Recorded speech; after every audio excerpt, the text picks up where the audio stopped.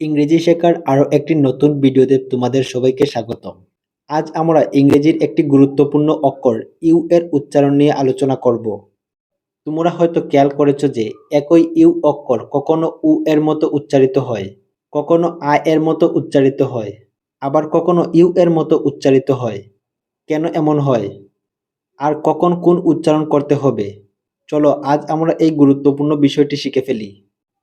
You যখন উ sound দিয়ে থাকে, শব্দে ইউ এর পর ই বা টি থাকলে ইউ এর উচ্চারণ উ হয়।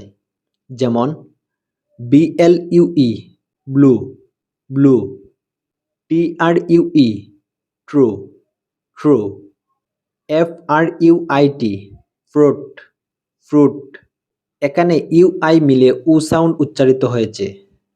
ইউ যখন আ সাউন্ড দিয়ে থাকে, শব্দে ইউ অক্ষরটি একটি শব্দের মাঝে থাকে এবং এর পরে একটি বা দুইটি কনসোনেন্ট থাকে, তখন ইউ এর উচ্চারণ আ হয়। যেমন CUT কাট, কাট, BUS বাস, বাস, RUN রান, রান, SUN সান, সান। এখানে প্রতিটি ওয়ার্ডের মধ্যে ইউ অক্ষরের পর প্রতিটি অক্ষর কনসোনেন্ট রয়েছে।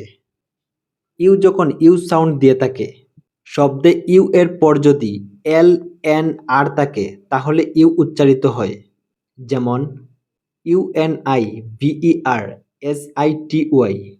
University, university, URETHRA urethra, urethra, URETIC uretic, uretic, URANIUM uranium, uranium. আশা করি এই ভিডিওটি তোমাদের ইউ অক্ষরটি বুঝতে সাহায্য করেছে। নিয়মিত অনুশীলন করলে খুব সহজে তুমিও নিজে থেকে সঠিক উচ্চারণ করতে পারবে। যদি কোনো প্রশ্ন থাকে কমেন্ট করে জানাতে ভুলবে না। নেক্সট ভিডিওতে আবারও দেখা হচ্ছে। Thank you.